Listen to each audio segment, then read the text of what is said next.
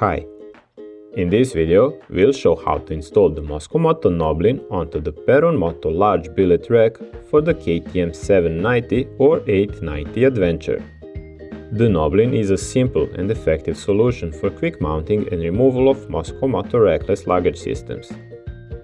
Choosing the correct mounting hole depends on the bag being used. In our experience, using the rear hole, as will be shown here, works very well with the Reckless 40 and Alpine 60. When using the Reckless 10 or Reckless 80, the front hole provides a better fit. The installation itself is straightforward and requires only basic tools: a 5mm Allen key and a 10mm wrench.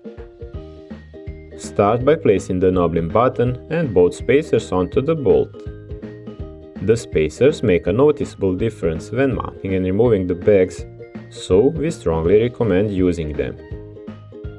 If you are installing the Gnoblin in the rear mounting hole, keep in mind that space between the underside of the rack and the tail plastic is quite limited. To make this step easier, we'll use a small piece of cardboard to help position the washer and safety nut.